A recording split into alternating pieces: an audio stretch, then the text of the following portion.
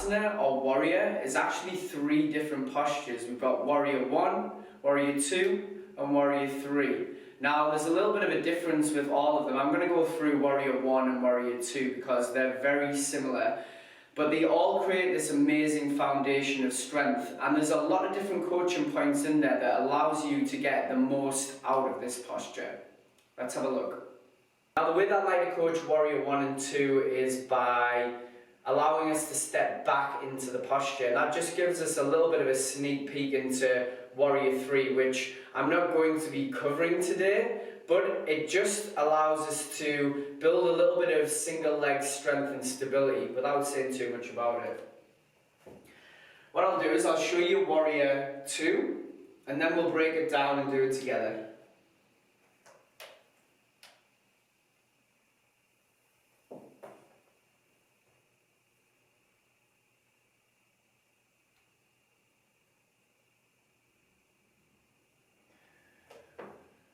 So the final posture was warrior 2.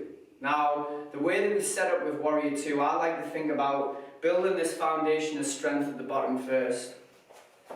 So, I'll step back there into this position, and what you'll see here is that my front heel and my back heel are in line. Alright, so just have a look at that first, get into that position. Then look at the back foot. We need a 45-degree angle facing towards the front of the mat. Don't have the foot splayed out to the side, because especially when we want to get into the next pose, warrior 1, it doesn't allow us to turn the hips around, so it's 45-degree angle on that back foot.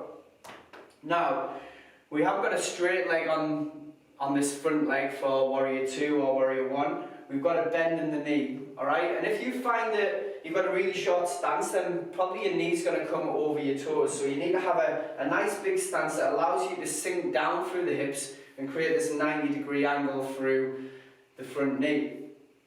Another thing about the front knee is we don't want to be letting the knee drop into the center. Now this is a big common fault, is being weak through the glutes and not activating through them to allow our knee to come outwards. And that creates that alignment and stops us from getting any injuries through our knees. You might probably get a little bit of a workout here by just being in that pose. So pushing that front knee out, we're squeezing through the back thigh and rotating the pelvis outwards through this back leg. So we're pulling outwards with the back leg, pulling outwards with the front leg, and that creates a big stretch down the groin area.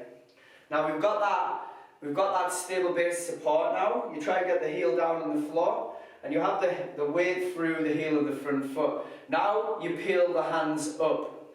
Okay? The hands are parallel to the floor. You're spreading your fingers apart, and your shoulders aren't up here. You're drawing down with the shoulders. You're not too far forwards, you're not too far backwards. You're just in this nice level position where the weight is evenly distributed between the front and the back foot. So you're drawing down there, you're pushing out through that front knee, rotating this back leg outwards, spreading the fingers apart. Just have a look, see if the hands are in line with each other. And there you have it, you've got your first warrior 2. What I want you to do from there is have a little bit of a pop up towards the top, to come back to that start position. I want you to try and step back into warrior 2 on the opposite leg. So bring up the right leg this time and keep a nice flat back. So push the bum out towards the rear, slight bend in that supporting leg, and then step all the way through. If you do it properly, you should step a little bit outwards from this front foot. So there should be a little bit of a gap, and that just allows you, as you plant that foot down, you drop the heel into that 45-degree angle, and both heels are directly in line with each other. Again, we bend through this front leg, we open up into our warrior 2, drawing down the shoulders, spreading the fingers apart, squeezing the back thigh, squeezing the bum cheek on that back leg, and pushing the front knee outwards towards the left hand side. Keep there, stay strong. Even turns into a little bit of a session, this one. Okay, and then push back up towards the front. Now we're going to go into warrior 1. I'll show you warrior 1 first, and then we'll break it down together. I'm going to open up towards the left hand side again.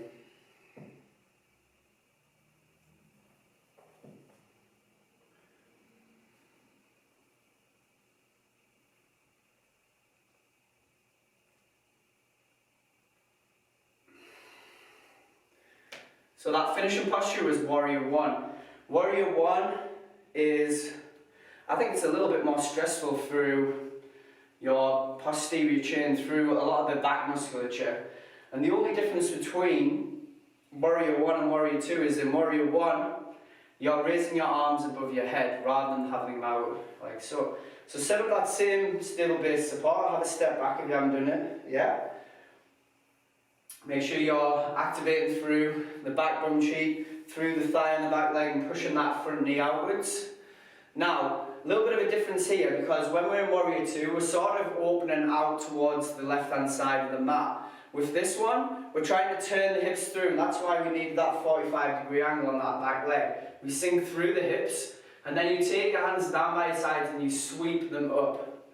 Okay, and you take the biceps to the ears, spread the fingers apart, and you look up towards the thumb, spread those fingers apart, sink deep. I'm going to show you from a different angle here, just so you can see what my arms are doing. It's a nice strong pose, pushing the knee out.